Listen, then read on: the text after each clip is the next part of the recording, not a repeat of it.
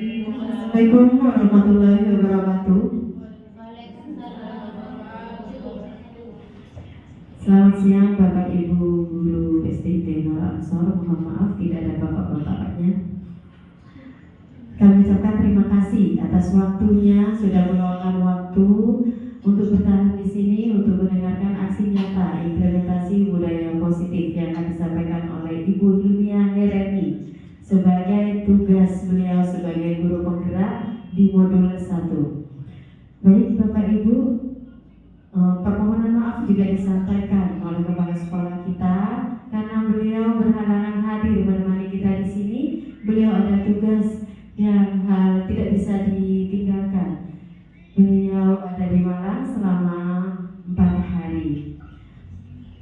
Puja dan puji syukur kehadirat Allah Subhanahu wa Ta'ala yang telah memberikan rahmat-Nya kepada kita semua sehingga kita bisa berkumpul di acara ini dalam keadaan sehat walafiat. Salawat dan salam kita haturkan ke junjungan kita Nabi besar Muhammad Sallallahu Alaihi Wasallam. Mudah-mudahan kelak kita selalu mendapatkan syafaat dari beliau. Amin Allahumma amin. Bapak Ibu yang berbahagia, sebelum kita mulai mendengarkan aksi nyata implementasi budaya positif, kita sebaiknya berdoa dulu sesuai dengan keyakinan kita masing-masing. Berdoa dimulai.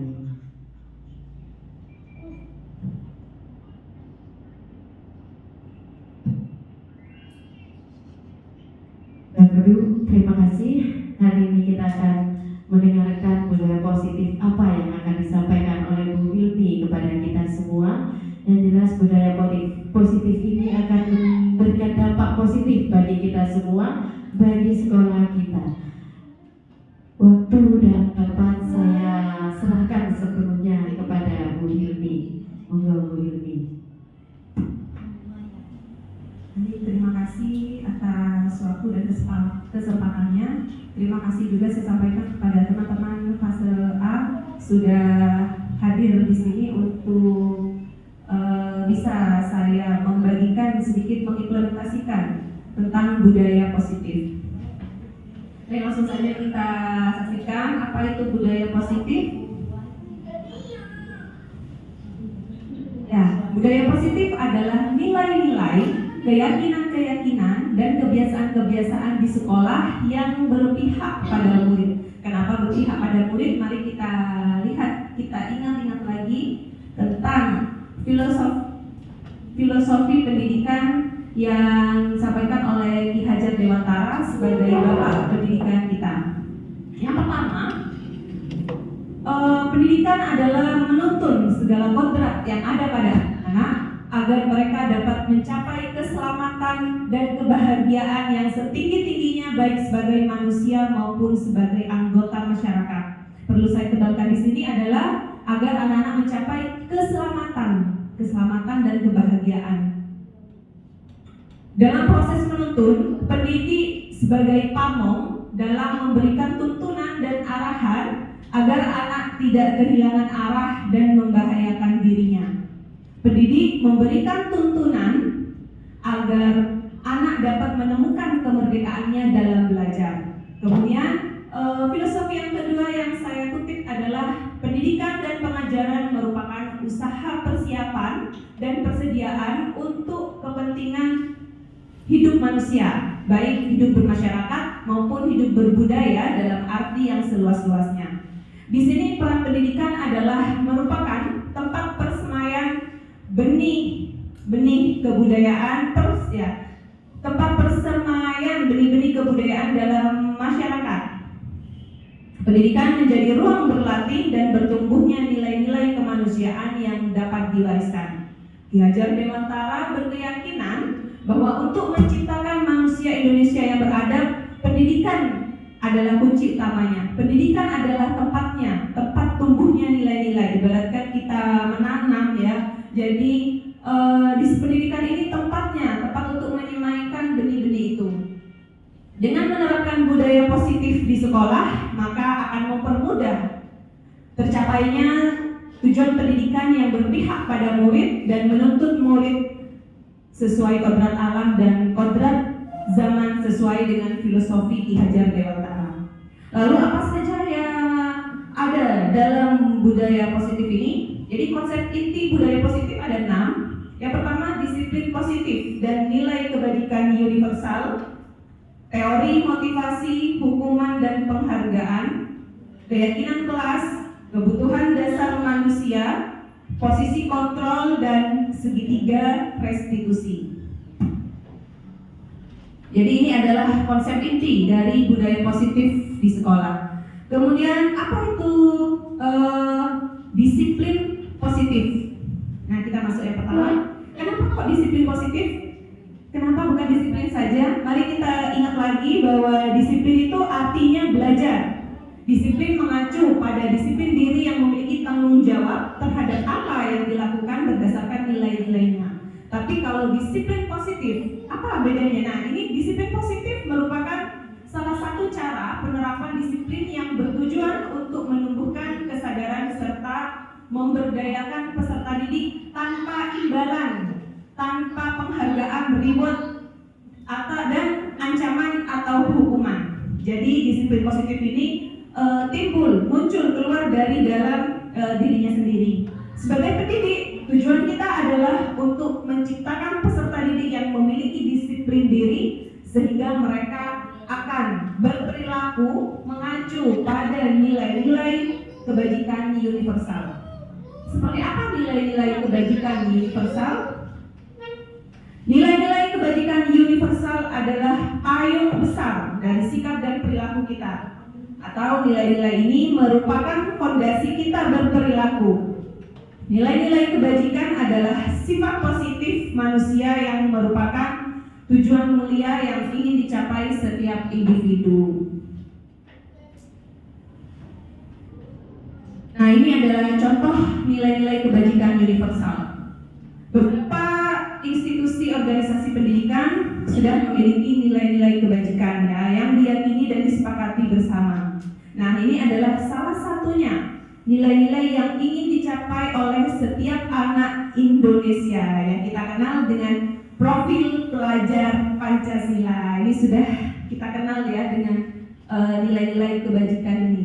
Seperti ada beriman, bertakwa kepada Tuhan Yang Maha Esa dan berakhlak mulia, berkebinekaan global, bergotong royong, kreatif, bernalar kritis, dan mandiri. Kemudian ini adalah contoh nilai-nilai kebajikan dari institusi atau organisasi lain ya. Karena nilai ini bersifat universal, lintas bahasa, suku, bangsa, agama maupun latar belakang. Kemudian,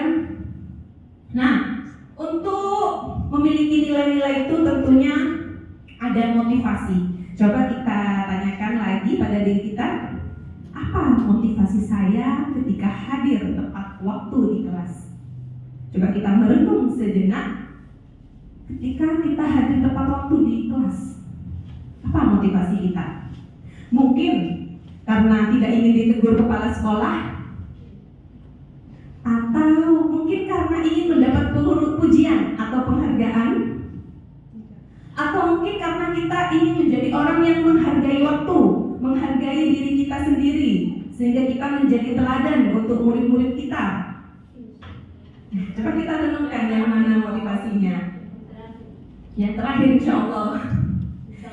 Ya, jadi motivasi adalah dorongan yang timbul pada diri seseorang secara sadar atau tidak sadar untuk melakukan suatu tindakan dengan tujuan tertentu. Tujuannya yang mana yang tadi itu? Nah, jadi motivasi ini dibagi dua. Yang pertama motivasi ekstrinsik, merupakan melakukan sesuatu demi keuntungan finansial, promosi, pujian, atau persetujuan, atau untuk memenangkan kompetisi. Kemudian yang kedua motivasi intrinsik. Di sini melakukan suatu aktivitas untuk kepuasan yang melekat dan bukan untuk konsekuensi yang dapat dipisahkan.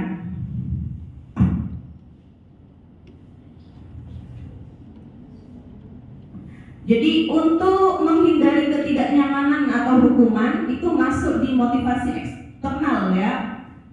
Untuk mendapat imbalan dan penghargaan dari orang lain seperti pujian-pujian itu masuk di motivasi untuk menjadi orang yang mereka inginkan dan menghargai diri sendiri dengan nilai-nilai yang mereka percaya itu masuk di motivasi internal. Nah, tujuan dari disiplin positif adalah menanamkan motivasi yang ketiga pada murid-murid kita, yaitu untuk menjadi orang yang mereka inginkan dan menghargai diri sendiri dengan nilai-nilai yang mereka percaya. Jadi kita upayakan anak-anak memiliki motivasi internal, bukan karena paksaan, bukan karena mendapat pujian-pujian, karena sejatinya itu yang akan bersifat kekal untuk mereka. Kemudian ketika anak melakukan pelanggaran, tentu ada tindakan. Ya, ibu-ibu, ketika anak-anak kita melakukan suatu pelanggaran, tentu ada tindakan. Seperti apa tindakannya? Bisa dengan hukuman. Mungkin ada yang melakukan tindakannya dengan hukuman. Hukuman ini sifatnya menyakitkan, tidak nyaman, murid merasa takut dan memaksa sifatnya. Kemudian ada konsekuensi. Konsekuensi ini sifatnya akibat dari tindakan atau perbuatan, berfokus pada pembelajaran daripada hukuman, kemudian membantu murid memahami dampak dari tindakan mereka. Kemudian tindakan yang terakhir yaitu tindakan restitusi, proses menciptakan kondisi bagi murid untuk memperbaiki kesalahan. Murid bertanggung jawab untuk memperbaiki perilakunya dan dirinya sendiri yang memegang kontrol. Nah, kira-kira dari ketiga ini, ketika murid kita melakukan pelanggaran, mana ya tindakan yang sering kita lakukan? Apa hukuman? Ataukah konsekuensi? Atau mungkin restitusi? Nah, seperti apa kita kita dalami lagi. Jadi, hukuman ini masuk di identitas gagal. Kenapa identitas gagal? Karena dengan memberikan hukuman, anak-anak justru merasa gagal, merasa menjadi manusia yang gagal. Wah, aku dihukum nih, kelihatan orang banyak, dia otomatis merasa bahwa dirinya gagal.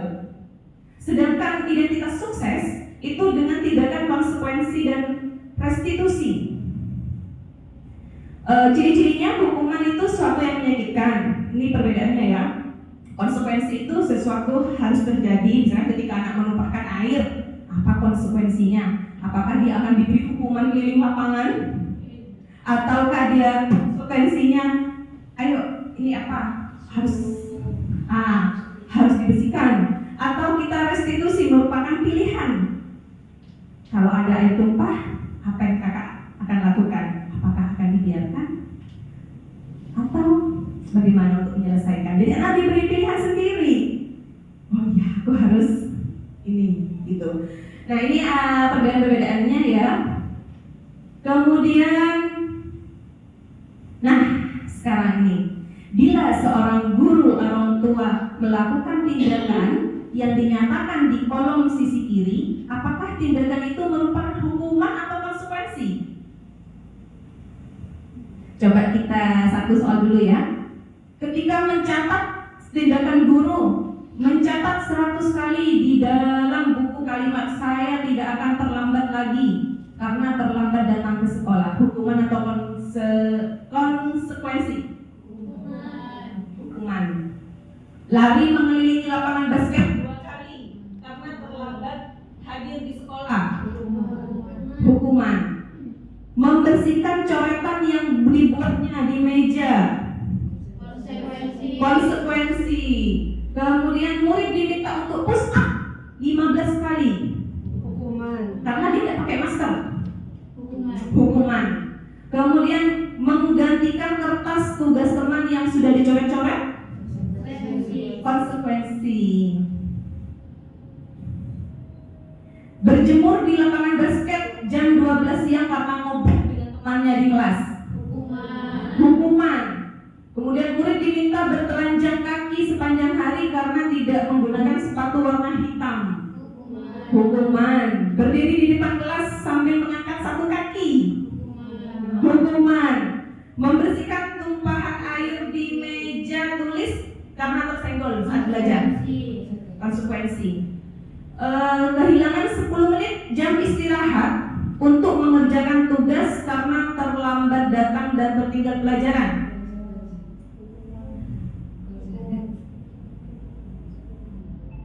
Ya, ya, konsekuensi ya, karena ditanggung sendiri akibatnya gitu ya. Nah, baik, jadi dari ini kita dapat memahami bahwa hukuman itu sifatnya menyakitkan dan dipaksa, gitu ya. Nah, sekarang kita tanyakan mana yang sering saya berikan kepada murid, hukuman atau konsekuensi nih ya? Kadang hukuman kadang konsekuensi. Baik, lalu bagaimana dengan penghargaan? Nah, saya mengutip dari Alfikon bahwa saat kita berulang kali menjanjikan hadiah kepada anak-anak agar berperilaku bertanggung jawab kepada seseorang, agar mempelajari sesuatu yang baru, atau kepada seorang karyawan agar melakukan pekerjaan berkualitas, sebetulnya kita sedang berasumsi bahwa mereka tidak melakukannya atau mereka tidak memilih untuk melakukannya. Misalkan yang dimaksud itu seperti ini, kita yakin kalau murid kita ini tidak bisa melakukan, misalkan diminta untuk berbicara di depan kelas, murid kita nggak bisa kalau tidak dikasih ini, lalu kita kasih penghargaan, ayo kalau bisa, nanti kalau bisa dikasih hadiah.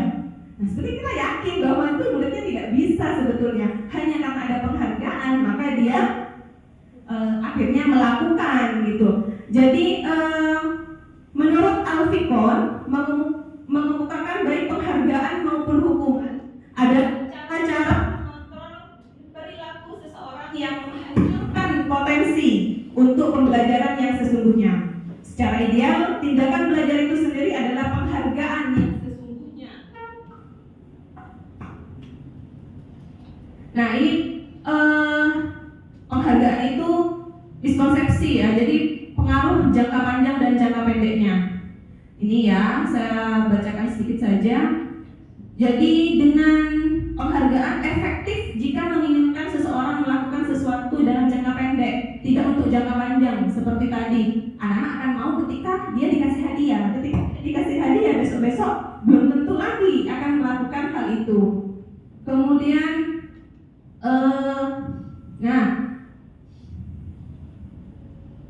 lalu bagaimana supaya anak-anak ini dapat menerapkan motivasi internalnya? Kita bisa menggunakan dengan keyakinan kelas. Kenapa keyakinan kelas? Mengapa tidak peraturan saja supaya dapat menerapkan nilai-nilai kebajikan tadi? Jadi menurut Gerson, suatu keyakinan akan lebih memotivasi seseorang dari dalam atau memotivasi secara intrinsik. Seseorang akan lebih tergerak dan bersemangat untuk menjalankan keyakinannya daripada hanya sekedar peraturan-peraturan. Jadi keyakinan kelas senantiasa dibuat dalam bentuk yang positif. Keyakinan kelas hendaknya tidak terlalu banyak sehingga mudah diingat dan dipahami oleh semua warga kelas. Semua warga kelas hendaknya ikut berkontribusi dalam membuat keyakinan kelas lewat kegiatan curah pendapat dan bersedia meninjau kembali dari waktu ke waktu. Ya, jadi bukan hanya peraturan. Kalau peraturan ini kan sifatnya memaksa, harus, tapi dengan keyakinan anak-anak sudah yakin dalam dirinya sendiri, dengan nilai-nilai yang positif, dengan disiplin positif, mereka punya keyakinan bahwa itu harus saya lakukan. Itu bukan hanya sekedar paksaan dengan peraturan. Nah, untuk membuat keyakinan sekolah atau keyakinan kelas ini, keyakinan kelas bersifat lebih abstrak daripada peraturan yang lebih rinci dan konkret. Keyakinan kelas berupa pernyataan-pernyataan universal. Pernyataan keyakinan kelas senantiasa dibuat dalam bentuk positif. Jadi misalkan dilarang membuang sampah sembarangan. Itu peraturan. Dilarang. Nah, kalimat dilarang ini kita ubah menjadi kalimat yang positif. Apa kira-kira? Buanglah sampah pada tempatnya. Buanglah sampah pada tempatnya. Atau mungkin ada lagi yang lebih Spesifik. ya. Atau kalimat lain mungkin. Sampahmu tanggung jawabmu. Sampahmu tanggung jawabmu. Nah, itu tapi tidak serta-merta kita tampilkan itu, tapi itu harus dibentuk dulu dengan diskusi. Seperti apa sampahmu, tanggung jawabmu, itu kita diskusikan bersama. Bukan serta-merta guru yang menentukan, tapi kita diskusikan agar anak-anak benar-benar tumbuh keyakinan itu dalam dirinya. Nah, untuk berikutnya ini adalah contoh keyakinan kelas yang sudah pernah saya buat dengan anak-anak di kelas, seperti berjalan sopan saat di dalam kelas. Ini masuk ke nilai positif, disiplin positif apa? Disiplin ya. Kemudian berbuat baik kepada teman, itu nilai-nilainya menghargai, menghormati. Ya. Kemudian dengarkan gurumu dengan baik. Ini nilai-nilainya apa ya kira-kira? Menghormati. Duduk di tempat dudukmu. Disiplin. Angkat tanganmu untuk berbicara. Disiplin. Sopan, menghargai. Kemudian gunakan suara tenang di dalam kelas. Sopan, menghargai. Ya. Nah, ini memang saya buat sederhana dengan anak-anak karena ini contoh keyakinan kelas di kelas 1. Dengan kalimat ini terasa lebih nyaman tidak kita terima daripada dilarang berbicara di dalam kelas gitu. Ya, terasa lebih nyaman kita dengar gitu ya. Kemudian berikutnya, nah ini kadang anak-anak melakukan pelanggaran-pelanggaran di sekolah. Kenapa mereka melakukan itu? Mungkin kita menganggap karena mereka nakal, karena mereka memang tidak disiplin. Nah, sebetulnya kita sadar, tanpa kita sadar atau tidak, anak-anak itu melakukan suatu pelanggaran itu karena mereka memiliki kebutuhan-kebutuhan yang belum terpenuhi. Jadi tidak sepenuhnya mereka itu melakukan sebuah kesalahan, sebuah pelanggaran. Itu mungkin dari kita ada yang sadar, ada yang tidak sadar bahwa sebetulnya anak ini punya sesuatu yang belum terpenuhi. Apa itu? Nah, disinilah kita akan belajar tentang kebutuhan dasar manusia. Jadi, seluruh tindakan manusia itu punya tujuan tertentu. Semua yang kita lakukan adalah usaha terbaik kita untuk mendapatkan apa yang kita inginkan. Ketika kita mendapatkan apa yang kita inginkan, sebetulnya saat itu kita sudah memenuhi satu atau lebih dari kebutuhan dasar kita. Misalkan, saya ambil contoh saya ya, kita sebagai orang dewasa. Ketika kita mengikuti suatu seminar atau rapat, mungkin kita belum sarapan, datang ke rapat belum sarapan. Nah, apa yang terjadi? Lapar, rewel, tidak fokus, sehingga mungkin kita akan melakukan tindakan-tindakan untuk memenuhi kebutuhan kita yang lapar. Mungkin kita akan keluar dari tempat rapat, mungkin tempat seminar untuk memenuhi kebutuhan kita supaya kita jadi kenyang. Nah, itulah kebutuhan dasar manusia. Seperti itu juga anak-anak, ketika anak melakukan suatu pelanggaran, mungkin ada kebutuhan dasarnya yang belum terpenuhi. Apa saja itu? Nah, ini dia 5 kebutuhan dasar manusia. Saya sangat senang sekali memiliki pengetahuan ini karena sebelumnya saya benar-benar tidak tahu dan tidak mendapatkan ilmu ini dimanapun. Bahkan di kuliah juga saya tidak mendapatkannya ya. Jadi dengan memahami ini, saya jadi lebih memahami ketika mulai saya melakukan pelanggaran.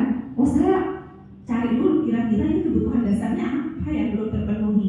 Ayo, saya penuhi, kita penuhi agar dia tidak mengulang lagi itu. Nah, yang pertama bertahan hidup.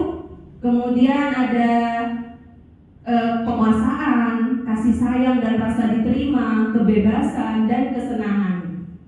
Seperti apa penjelasannya ini? Jadi bertahan hidup, survival. Kebutuhan ini bersifat fisiologis untuk bertahan hidup, misalnya kesehatan, rumah, dan makanan. Kebutuhan biologis sebagai bagian dari proses reproduksi termasuk kebutuhan untuk tetap bertahan hidup. Komponen psikologis pada kebutuhan ini meliputi kebutuhan akan perasaan aman. Jadi kalau murid kita mungkin ada yang nggak bisa konsentrasi di dalam kelas atau mengganggu-ganggu temannya, jadi aduh ini kebutuhannya apa ya? Jangan-jangan dia tidak konsentrasi ke pelajaran, malas-malasan, mungkin karena dia sedang sakit atau ada anggota fisiknya yang sakit, dia merasa lapar, mungkin belum sarapan atau mungkin mual di dalam kelas sehingga dia tidak merasa nyaman, belum siap untuk belajar. Kemudian yang kedua yaitu kebutuhan dasar kasih sayang dan rasa diterima. Kebutuhan untuk disayangi dan diterima meliputi kebutuhan akan hubungan dan koneksi sosial, kebutuhan untuk memberi dan menerima kasih sayang, dan kebutuhan untuk merasa menjadi bagian dari kelompok. Kebutuhan ini juga meliputi keinginan untuk tetap terhubung dengan orang lain seperti teman, keluarga, pasangan hidup, teman kerja, binatang peliharaan, dan kelompok di mana kita tergabung. Jika anak-anak kita mungkin ada yang takut mau masuk kelas, nangis minta ditungguin, apa ini kebutuhan dasarnya ya? Apa dia butuh kasih sayang? Atau dia merasa tidak diterima di kelas? Atau dia merasa malu? Mungkin dia merasa takut tidak tidak diajak bermain, takut dia tidak ditemani gitu mungkin. Jadi ini yang perlu kita lakukan nanti, bagaimana tugas kita sebagai guru ya, kita mencukupi apa kebutuhan mereka. Nah, kemudian yang ketiga yaitu penguasaan. Jadi penguasaan ini berhubungan dengan kemampuan. Kebutuhan ini berhubungan dengan kekuatan untuk mencapai sesuatu, menjadi kompeten, terampil, diakui atas prestasi dan keterampilan, didengarkan dan memiliki rasa harga diri. Kebutuhan ini meliputi keinginan untuk dianggap berharga, bisa membuat perbedaan, bisa membuat pencapaian, kompeten, diakui dan dihormati. Nah, penguasaan ini adalah anak-anak itu ingin dianggap bahwa dia mampu, dia bisa melakukan sesuatu di sekolah. Itu mungkin ketika pelajaran anak-anak mungkin karena dia tidak mampu, dia tidak bisa menerima itu karena dia tidak mampu itu. Jadi mungkin kita harus memberikannya. Kemudian yang terakhir yaitu 5 kebutuhan adalah kebebasan. Nah, kebebasan ini adalah kebutuhan akan kemandirian, otonomi, memiliki pilihan dan mampu mengendalikan arah hidup seseorang. Anak-anak dengan kebutuhan kebebasannya yang tinggi, mereka biasanya perlu banyak bergerak, suka mencoba-coba, tidak terlalu terpengaruh orang lain, dan senang mencoba hal-hal baru atau yang menarik. Mungkin anak-anak kita naik-naik ke kursi, ada apa ya? Karena mereka memang ingin bebas, mereka ingin tahu ada apa di luar. Ketika anak-anak itu naik-naik, mungkin kita anggapnya nakal ini, naik-naik, takut jatuh gitu. Nah, di situ mungkin kebutuhan dasarnya apa ya? Karena dia butuh kebebasan, karena dia ingin tahu hal-hal baru. Nah, mungkin di sini nantilah ada disiplin positif yang kita terapkan kepada anak-anak. Oh, satu lagi, ada kesenangan, fun. Jadi ini adalah kebutuhan untuk mencari kesenangan, bermain, tertawa. Ya, bayangkan hidup kita tanpa kenikmatan apapun, gimana sedih ya. Nah, Glasser menghubungkan kebutuhan dan kesenangan dengan belajar. Anak-anak yang kebutuhan dasar kesenangannya tinggi biasanya ingin menikmati apa yang dilakukan. Mereka juga bisa berkonsentrasi tinggi saat mengerjakan hal yang disenangi. Saya juga pernah mengalami ini. Saya menyadari, kok anak-anak sudah mulai tidak nyaman di kelas. Sudah gak enak karena merasa bosan dengan pembelajaran saya mungkin saat itu yang kurang menyenangkan bagi mereka, sehingga mereka merasa butuh kesenangan. Nah, kemudian baik, ini adalah 5 kebutuhan dasar manusia. Mudah-mudahan bisa sedikit-sedikit nanti kita jadi mengingat-ingat saat anak-anak kita melakukan pelanggaran. Kemudian ada posisi kontrol. Nah, ketika anak-anak melakukan pelanggaran karena mereka 5 kebutuhan dasarnya ini tidak terpenuhi, di sini ada posisi kontrol kita sebagai guru. Apa saja? Ada 5. Ada penghukum, guru yang sebagai penghukum, atau guru yang membuat murid merasa bersalah, atau sebagai teman, sebagai pemantau, atau sebagai manajer. Nah, biar semakin paham apa itu penghukum, mari kita lihat ini. Kita bisa mengukur kita selama ini posisi kontrolnya apa gitu ya. Jadi penghukum adalah seorang penghukum bisa menggunakan hukuman fisik maupun verbal. Orang yang menjalankan posisi penghukum senantiasa mengatakan bahwa sekolah memerlukan sistem atau alat yang lebih menekan murid lebih dalam lagi. Biasanya kalau posisi penghukum itu, gurunya akan berkata, patuhi aturan saya. Awas, kamu selalu saja salah. Selalu, pasti kamu yang terakhir selesai. Nah, ketika guru berbicara seperti ini, guru senantiasa percaya hanya ada satu cara supaya pembelajarannya bisa berhasil, yaitu caranya Bu Guru. Jadi ketika kita jadi murid, lalu kita diberi kalimat selalu pasti kamu yang salah. Dari situ kita sudah merasa dihukum dengan guru, saya yang salah. Itu sudah hukuman. Nah, kemudian yang kedua tadi sebagai pembuat merasa bersalah. Nah, kalau ini juga sering saya lakukan ini ya, membuat rasa bersalah. Jadi sebelum saya tahu teori ini, jadi saya sering juga guru akan bersuara lebih lembut, membuat rasa bersalah, akan menggunakan keheningan yang membuat orang lain merasa tidak nyaman, bersalah atau rendah diri. Misalkan, ibu sangat kecewa sekali dengan kamu. Kamu tadi kok gak selesai, kamu gak kasihan sama Bu Guru. Jadi itu merasa bersalah nanti. Berapa kali ya Bapak harus kasih tahu kamu? Gimana coba kalau orang tua kamu tahu kamu berbuat seperti ini? Nah, di posisi ini murid akan memiliki penilaian diri yang buruk tentang diri mereka. Murid merasa tidak berharga dan telah mengecewakan orang-orang yang disayanginya. Duh, kamu kok keluar kelas gak kasihan jadi ke Bu Guru? Gitu biasanya. Itu kalimat-kalimat yang diucapkan posisi kontrol membuat merasa bersalah. Nanti Bu Guru dimarahi kepala sekolah. Nah, ayo masuk. Nanti Bu Guru dimarahi kepala sekolah ini. Kemudian posisi teman. Nah, pada posisi ini guru tidak menyakiti murid, tapi tetap berupaya mengontrol murid melalui persuasi. Posisi teman pada guru bisa negatif atau positif. Positifnya berupa hubungan baik, terlalu akrab sama muridnya ya, sampai bestie gitu, berteman, yang terjadi antara guru dan murid.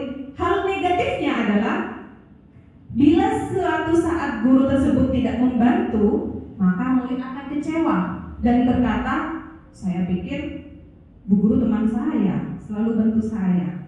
Nah, kemudian murid merasa dikecewakan dan tidak mau lagi berusaha. Guru di posisi ini akan berkata, ayo bantulah demi Bapak ya. Ayo, ingat tidak bantuan Bapak selama ini? Oh, dia hitung ini bantuannya ini. Kemudian ya sudah, kali ini tidak apa-apa, biar nanti ibu yang bantu bereskan ya.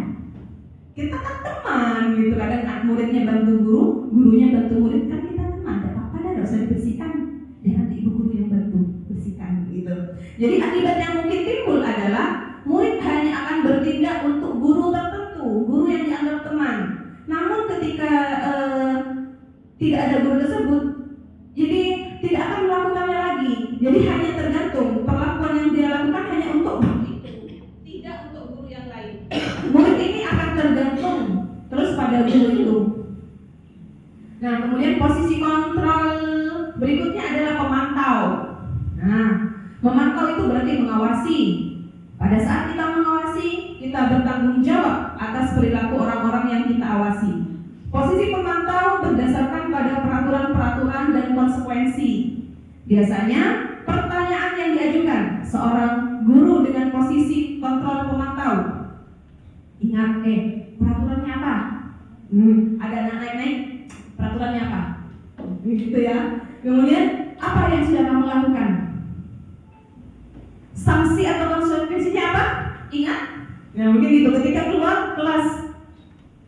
Apa yang kamu lakukan? Ingat, sanksinya apa? Hukumannya apa ini nanti? Konsekuensinya apa gitu ya? Jadi ketika seorang pemantau ini sangat mengandalkan perhitungan, catatan, dan data yang dapat digunakan sebagai bukti atas perilaku seseorang. Posisi ini akan menggunakan stiker, slip catatan atau daftar cek.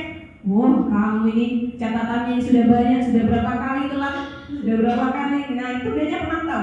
Ingat, apa konsekuensinya? Kalau datang telat, kamu sudah 5 kali nih terlambat. Nah, itu adalah pemantau ya, jadi mengawasi. Kemudian, ini adalah posisi manajer. Posisi di mana guru berbuat sesuatu bersama dengan murid, mempersilahkan murid mempertanggungjawabkan perilakunya, mendukung murid agar dapat menemukan solusi atas permasalahannya sendiri.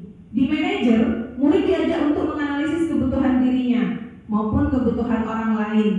Di sini penekanannya bukan pada kemampuan untuk membuat konsekuensi, namun dapat berkolaborasi dengan murid bagaimana cara memperbaiki kesalahan yang ada. Nah, seorang manajer akan berkata, apa yang kita yakini di kelas? Kemudian, apakah kamu meyakininya? Jika kamu meyakininya, apakah kamu bersedia memperbaiki? Jika kamu memperbaiki ini, hal ini menunjukkan apa tentang dirimu? Apa rencana kamu untuk memperbaiki hal ini? Jadi tugas seorang manajer bukan untuk mengatur perilaku seseorang, tapi membimbing murid untuk dapat mengatur dirinya. Jadi dengan pertanyaan-pertanyaan ini diharapkan anak-anak dapat menemukan jawabannya sendiri, menemukan solusi dari permasalahannya sendiri. Nah, kira-kira di antara 5 posisi kontrol tadi, manakah yang akan melekat untuk siswa? Manakah yang baik untuk diterapkan? Manajer. Ya, manajer. Karena dengan posisi manajer, anak-anak dapat mengatur dirinya sendiri. Jadi tidak bergantung pada orang yang mengontrol begitu. Nah, sekarang menurut Bapak Ibu, posisi kontrol mana yang sering Bapak Ibu gunakan? Semuanya.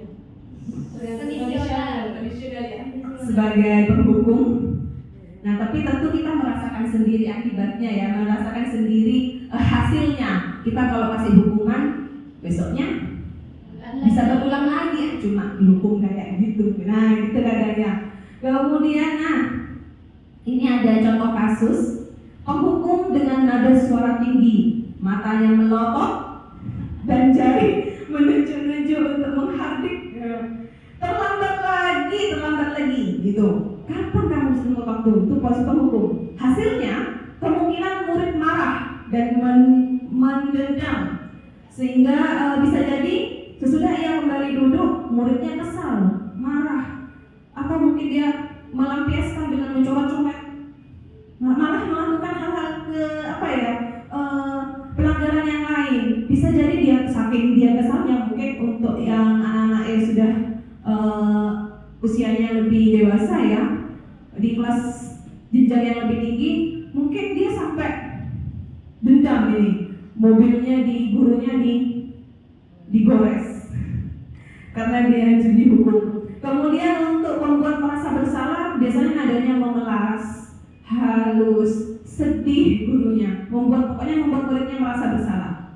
Hasilnya murid merasa bersalah, merasa menjadi orang yang gagal, dan merasa tidak sanggup membahagiakan orang lain. Di sini murid akan tertekan, dan biasanya hasilnya adalah dia akan menyakiti orang lain karena dia merasa disalahkan. Kamu sih, katanya, biasa merasa bersalah. Bisa jadi dia melampiaskan itu kepada orang lain atau bahkan kepada dirinya sendiri. Nah, dengan kalau yang teman tadi nada suaranya ramah, akrab, seperti bercanda gitu ya. Kemudian merapat pada murid, mata dan senyumnya jenaka gitu. Jadi lucu-lucu gitu ya. Kemudian gemes. Nah, apa hasilnya? Murid merasa senang dan akrab, positifnya itu. Negatifnya adalah murid menjadi tergantung pada guru tersebut, merasa tidak sanggup membahagiakan orang lain.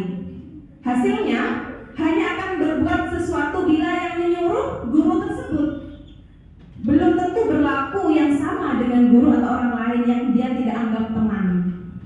Kemudian untuk pemantau, nadanya datar, bahasa tubuhnya formal, kaku, sesuai aturan-aturan pokoknya. Hasilnya, murid memahami konsekuensi yang harus dijalankan.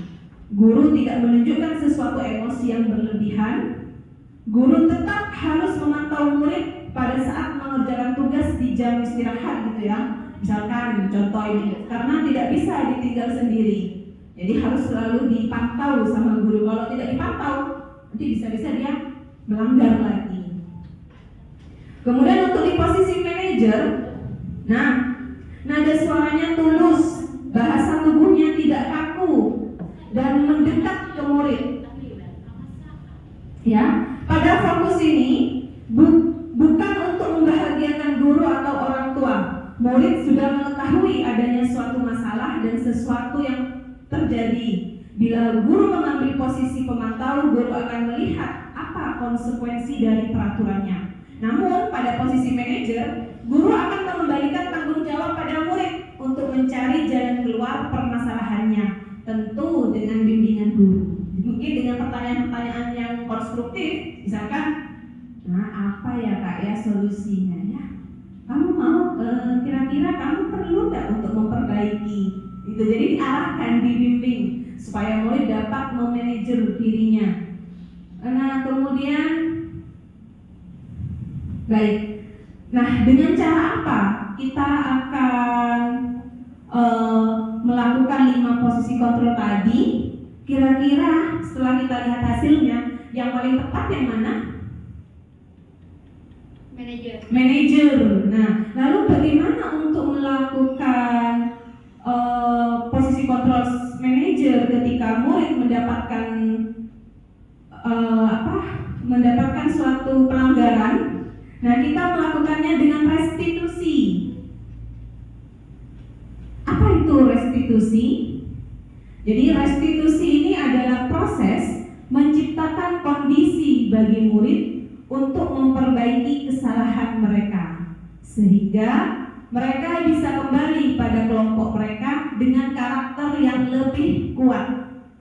Restitusi membantu murid menjadi lebih memiliki tujuan, disiplin positif, dan memulihkan dirinya setelah berbuat salah. Jadi kita ingat lagi tadi, mungkin ketika ada 5 kebutuhan dasar yang belum terpenuhi, kemudian murid melakukan pelanggaran, lalu kita sebagai guru memposisikan diri kita berada di mana posisi kita, posisi kontrol yang tadi. Jika kita memilih manajer, kita akan melakukan restitusi seperti ini. Jadi apa langkah-langkahnya untuk restitusi?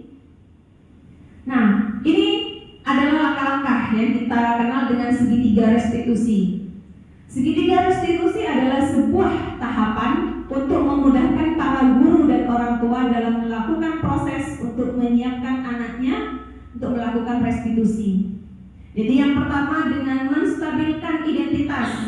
Setiap orang pasti pernah melakukan kesalahan. Kamu bukan satu-satunya yang pernah melakukan ini. Biasanya itu kalimat yang pertama ketika anak melakukan kesalahan. Kemudian tahapan yang kedua adalah memvalidasi tindakan yang salah, membenarkan tindakannya yang salah. Loh, kok bisa dibenarkan dulu? Ya, kita memposisikan dulu diri kita sebagai anak tersebut. Jadi kita validasi dulu kesalahannya. Kalimatnya seperti ini. Kamu tentu punya alasan mengapa melakukan itu. Adakah cara yang lebih efektif untuk mendapatkan apa yang kamu butuhkan? Kemudian langkah yang terakhir, yang ketiga adalah menanyakan keyakinan. Setelah distabilkan identitasnya, memvalidasi tindakannya, kemudian menanyakan keyakinan tadi yang sudah dibuat, keyakinan kelas. Keyakinan kelas apa yang sudah disepakati? Kamu ingin menjadi orang yang seperti apa? Itu adalah contoh kalimatnya. Jadi ini adalah tahapan restitusi, menstabilkan identitas. Berdasarkan dari prinsip membuat kesalahan adalah bagian dari proses pembelajaran. Menggeser dari identitas gagal ke identitas sukses. Masih ingat identitas gagal tadi yang hukum gitu ya, menghukum. Kemudian identitas sukses tadi konsekuensi dan restitusi. Jadi kemudian validasi tindakan yang salah. Berdasarkan prinsip setiap perilaku berupaya memenuhi suatu kebutuhan tertentu. Jadi kita tahu anak-anak ini melakukan pelanggaran karena mereka ada kebutuhan tertentu yang mereka butuhkan, yang mereka perlukan. Jadi kita validasi dulu ini tindakannya yang salah. Kemudian dengan mengenali dan mengakui kebutuhan murid, memperbaiki hubungan dengan murid. Nanti saya ada contohnya.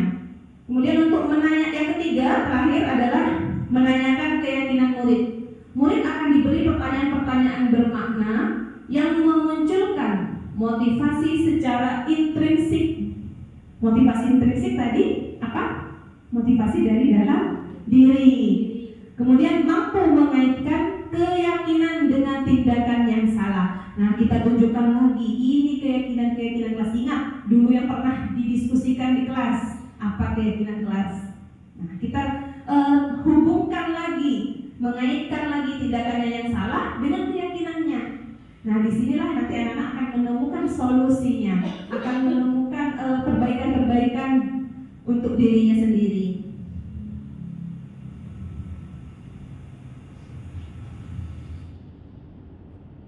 Baik, sekarang kita akan melihat contoh penerapan segitiga restitusi yang sudah pernah saya lakukan. Oke, nanti juga bisa dengan contoh ini juga bisa menjadi inspirasi.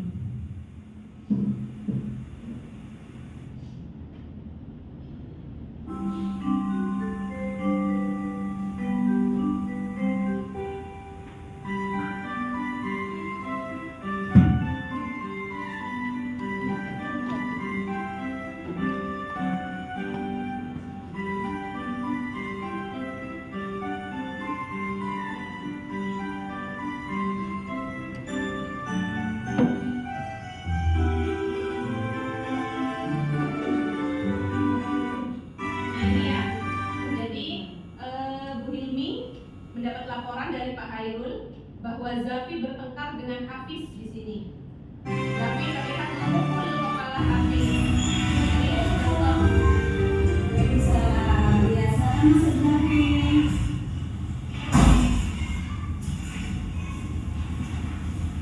Selamat.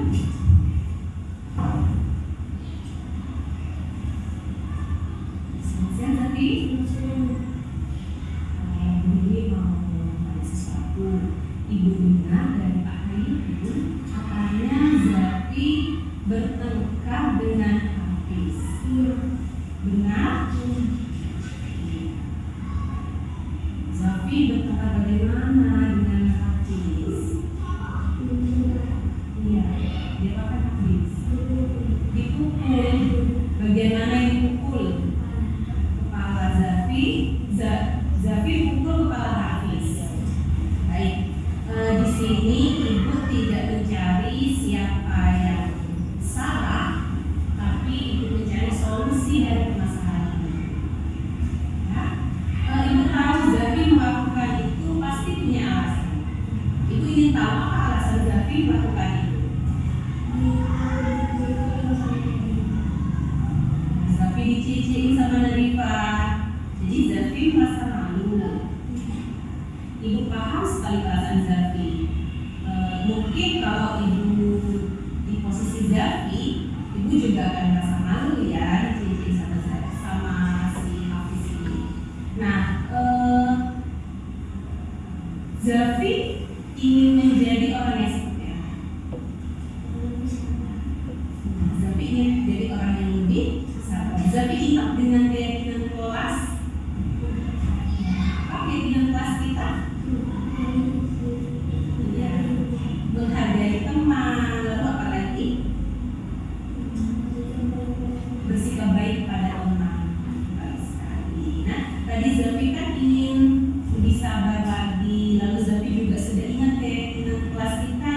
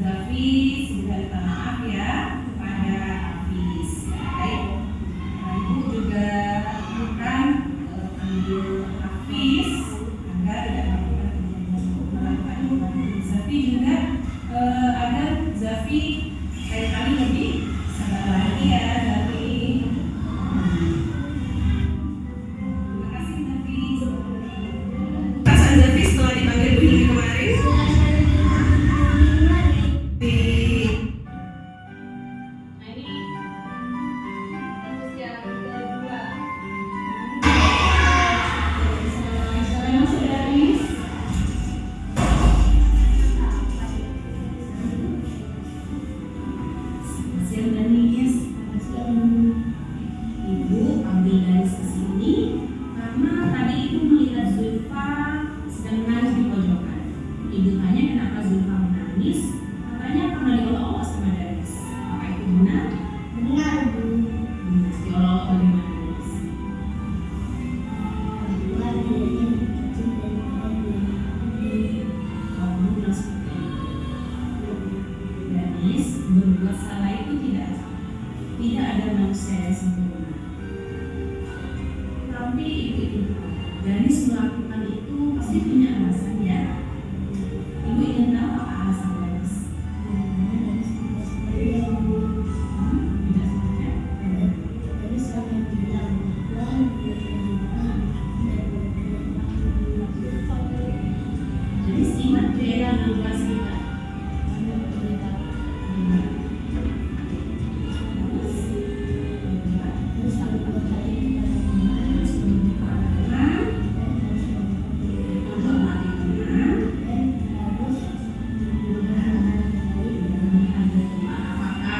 Dengan mengolok-olok dari sudah melakukan keinginan itu, lalu solusinya bagaimana?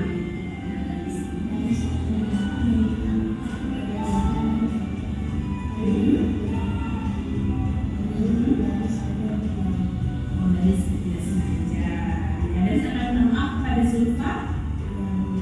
Tentu dari tidak akan mengulangi hal ini lagi ya. Baik, sudah cukup Danis. Terima kasih. Mana perasaan Danis setelah dipanggil ibu dari kemarin?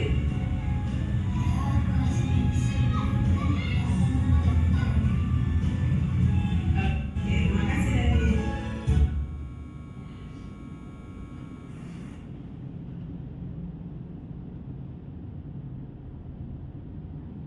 Sudah selesai ya?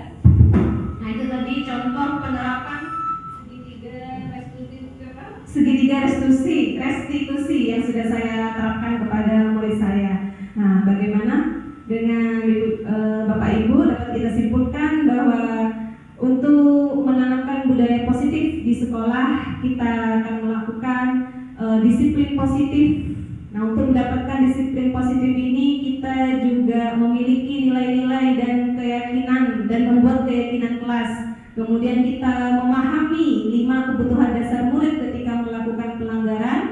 Kemudian kita tadi juga belajar ketika murid melakukan pelanggaran di mana posisi kontrol kita, apa posisi kontrol kita yang akan kita lakukan yang tepat untuk anak-anak kira-kira supaya pembelajarannya melekat sepanjang hayat, sepanjang hidup mereka, benar-benar berada memiliki motivasi intrinsik dengan menerapkan segitiga restitusi. Baik, cukup sekian pemaparan dari saya. Mungkin ada pertanyaan atau masukan dari rekan-rekan guru.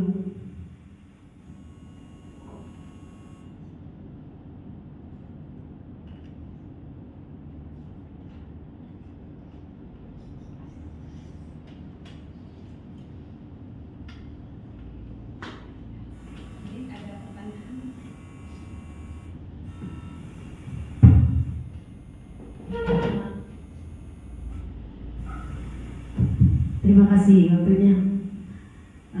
Dari awal sampai akhir saya sudah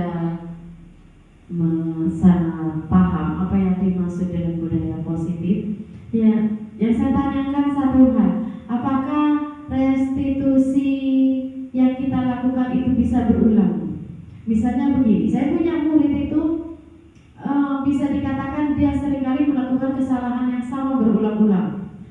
Kami juga meskipun namanya tidak restitusi yang saya dengar sebelumnya, sebelum Bu Hilmi mengumumkan di depan, tapi ada beberapa hal yang sudah saya lakukan. Saya sudah menanyakan apa masalahnya, kenapa melakukan seperti itu, dan apa perjanjian kita. Bahasa saya segitu ke murid saya. Bukankah kita sudah punya kesepakatan perjanjian antara saya dan murid dengan dirinya sendiri? Tapi kenapa kok kesalahan itu berulang-ulang? Kalau dipikir satu kali langsung kesalahan murid kita melakukan restitusi selesai enak. Tapi kenyataannya kan namanya murid sering melakukan kesalahan. Jangankan muridku, saya sendiri saja. Kadang sudah niat saya akan datang tepat waktu ke sekolah. Entah apa yang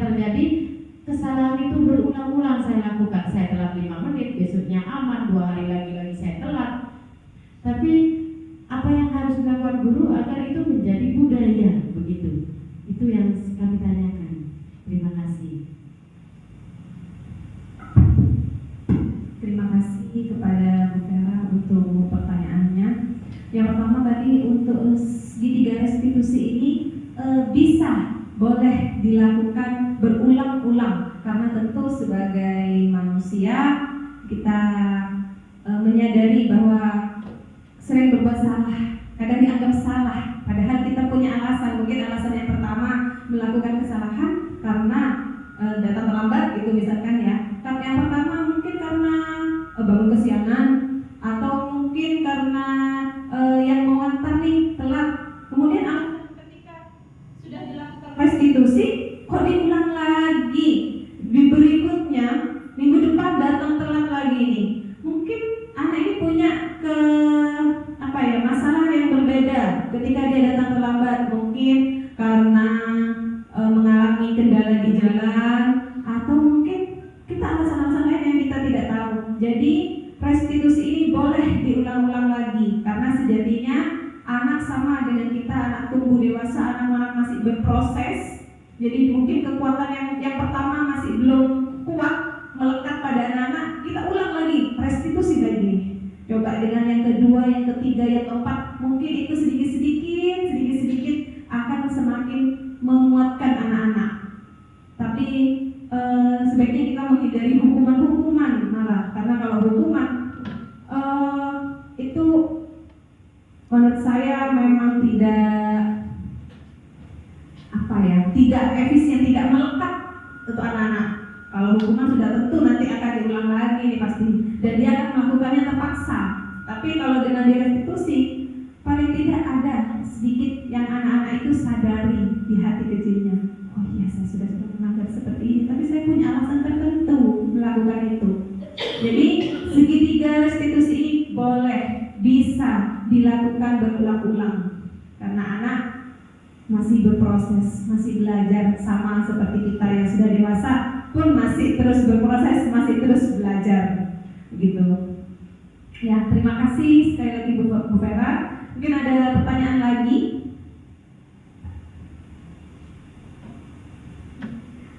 Ya, baik. Terima kasih kepada rekan-rekan teman-teman guru. Mudah-mudahan apa yang sudah saya tularkan, apa pemahaman saya menjadi dapat bermanfaat untuk teman-teman, karena memang ya amin, karena sebelumnya saya juga tidak mendapatkan ini gitu ya. Kemudian dengan guru penggerak akhirnya saya mendapatkan pemahaman-pemahaman ini, dan mudah-mudahan bisa saya sedikit saya implementasikan kepada murid saya di kelas. Tapi tentu saya tidak ingin menikmatinya sendiri. Saya tidak ingin, saya tahu kebutuhan dasar murid, saya tidak ingin sendiri. Saya ingin berbagi dengan rekan-rekan guru di sini. Saya ingin teman-teman guru juga memiliki sedikit apa yang saya punya, sedikit ilmu yang bisa saya bagikan, sedikit ilmu yang bisa saya sebarkan kepada teman-teman. Mudah-mudahan dengan ini kita bisa sama-sama membimbing murid-murid kita, mendidik murid-murid kita, menuntun murid-murid kita untuk mencapai keselamatan dan kebahagiaan di sekolah dalam berproses. Terima kasih, itu saja yang dapat saya sampaikan. Kurang lebihnya mohon maaf. Assalamualaikum warahmatullahi wabarakatuh. Waalaikumsalam. Saya kembalikan lagi pada Bu Vera. Alhamdulillah, luar biasa sekali.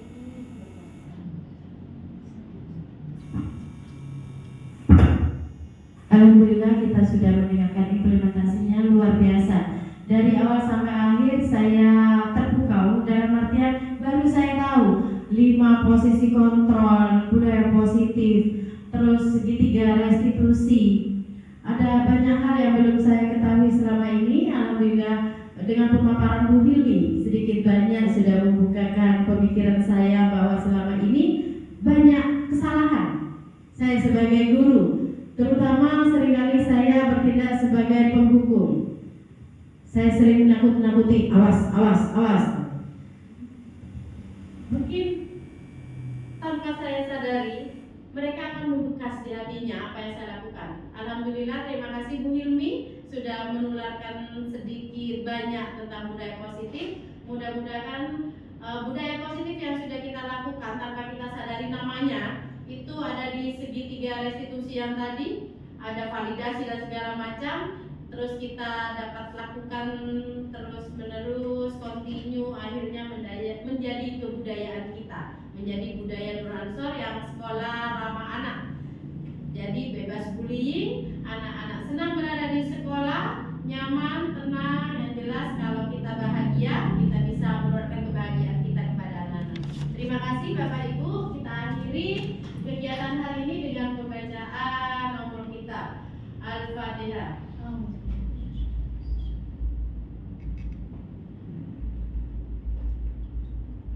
Alhamdulillahirrahmanirrahim. Terima kasih banyak. Saya akhiri. Assalamualaikum warahmatullahi wabarakatuh. Waalaikumsalam.